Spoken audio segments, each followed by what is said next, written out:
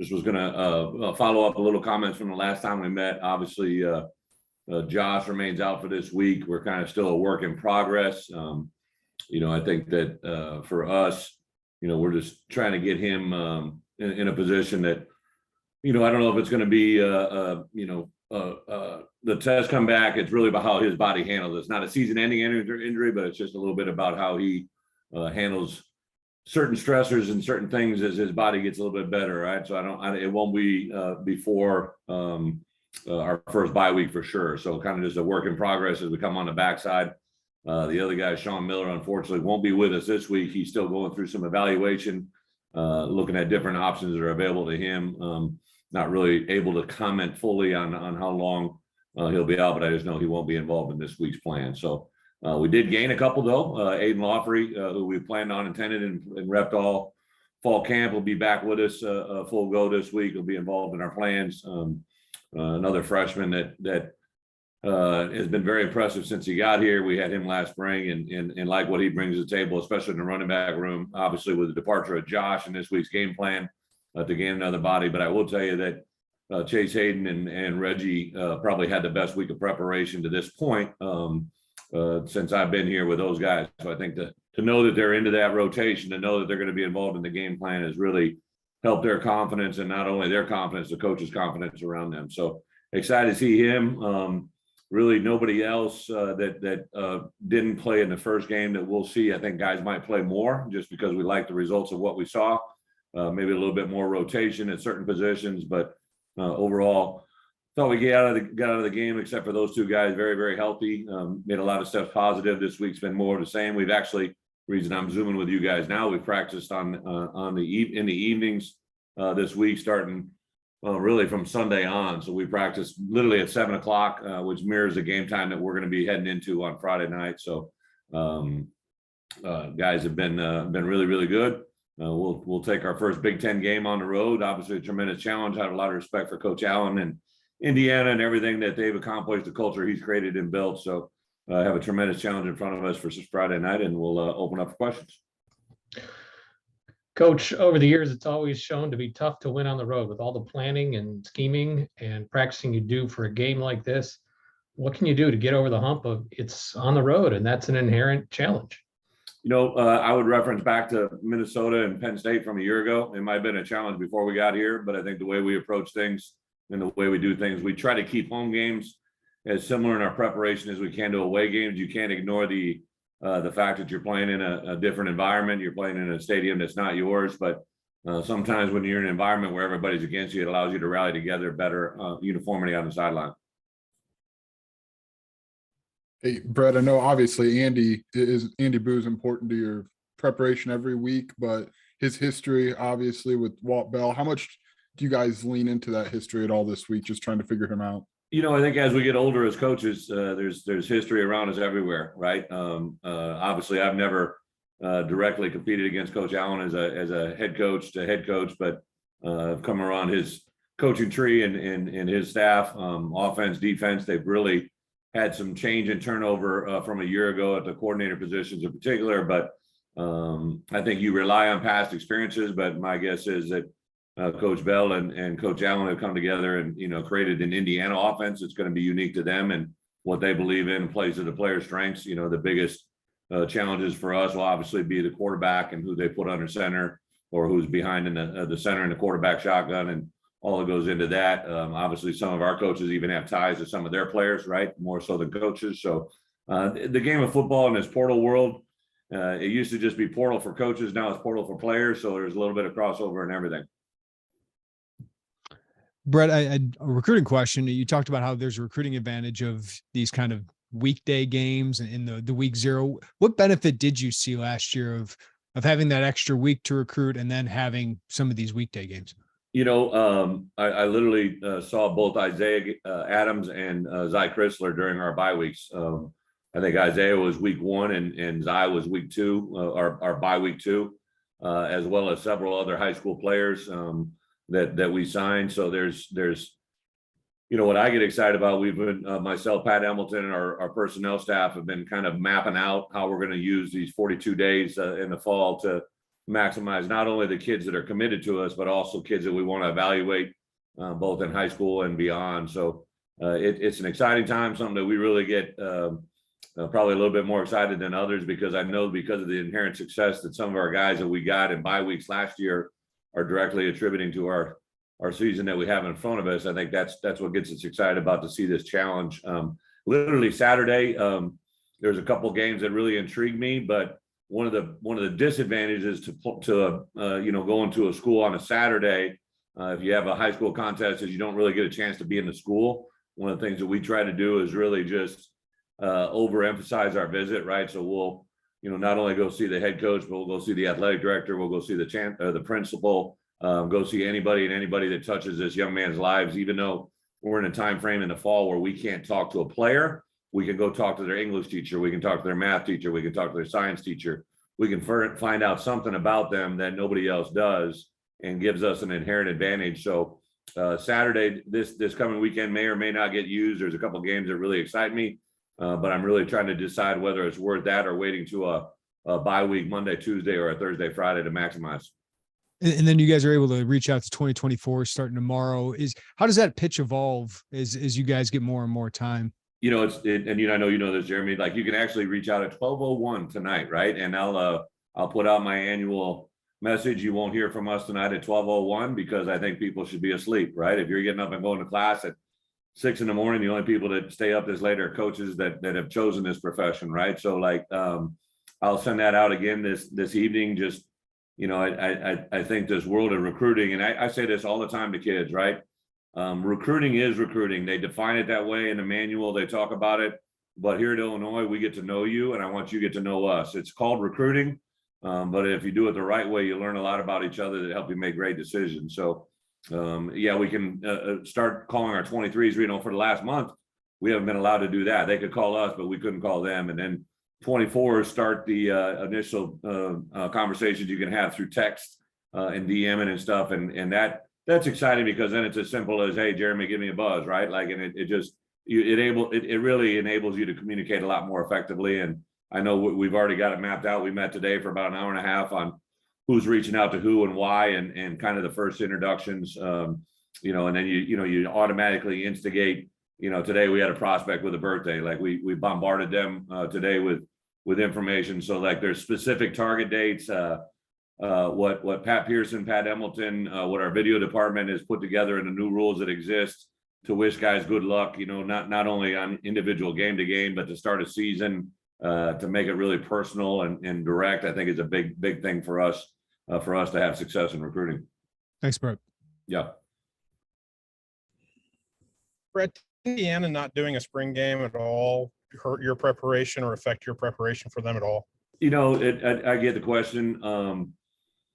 I think today's spring game world has probably been diluted over the last 10 to 15 years, right? With the publicity that they get. I know I was guarded in what we did in our spring game because of the opportunity to kind of conceal a little bit offensively. And, Indiana went the route. They didn't have one on TV at all, right? So that kind of negated any opportunity there. I get it. And to be quite honest, each coach has to make individual decisions.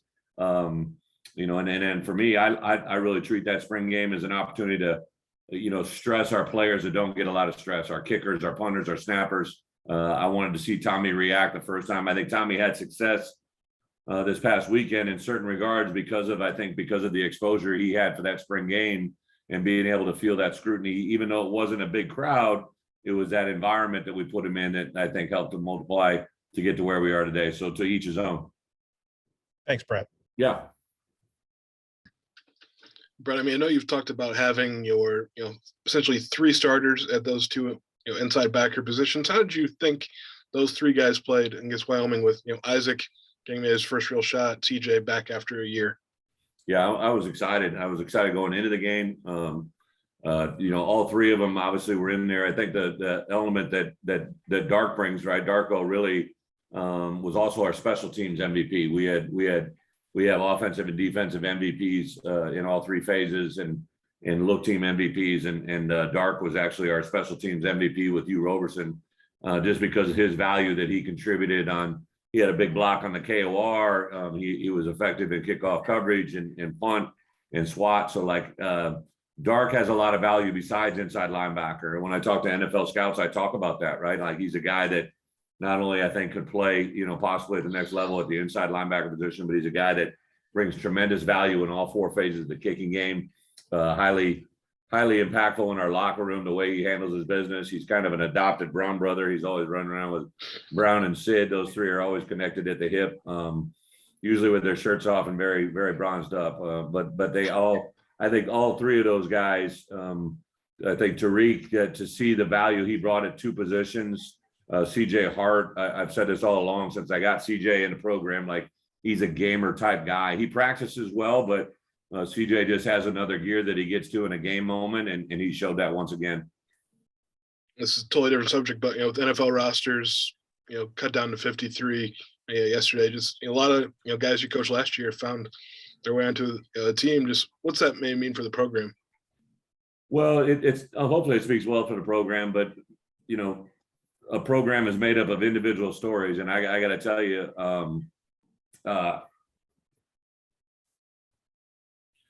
to get a couple of those messages yesterday was pretty cool.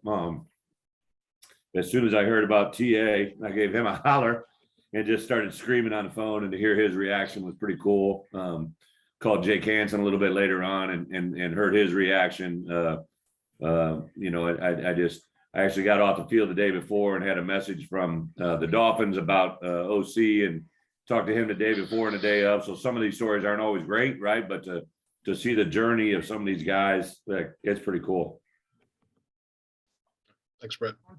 Coach, if you aren't recruiting on Saturday, are you sitting at home, your new house, watching games? And which games are on your list? Well, obviously there's one game we'll watch in particular, right? Virginia comes on at 11:30, I believe, on ESPN3. I don't even know if I get that. We got a new network system at our house that only my wife knows how to navigate, so I'm at her discretion. I think what we'll do Saturday, we'll get in real late. We're traveling by bus, so we probably won't get here probably till three or so in the morning. So I'll let my coaches, players. It's actually our players' day off by NCAA rules. I gotta give them the day off. So we'll come back in as coaches. We'll put Indiana behind us. Probably watch a little bit of Virginia live, and then start our preparation on them.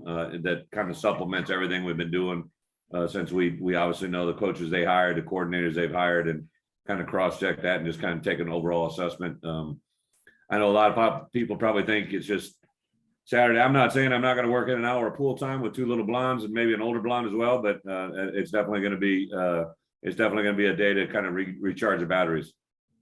Thanks, Coach.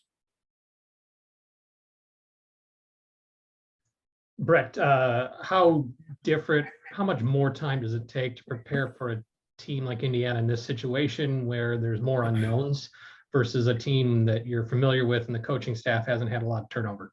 I think it's always true. Like even if there wasn't the turnover every season until they play, you really have a lot of unknowns, right? And game plan is a big part of college football, NFL, high school, right? Coaches are taught to game plan. But the thing I love about, watching and hearing about Coach Allen from afar, and then now in this conference with him, you realize the principles he's built upon.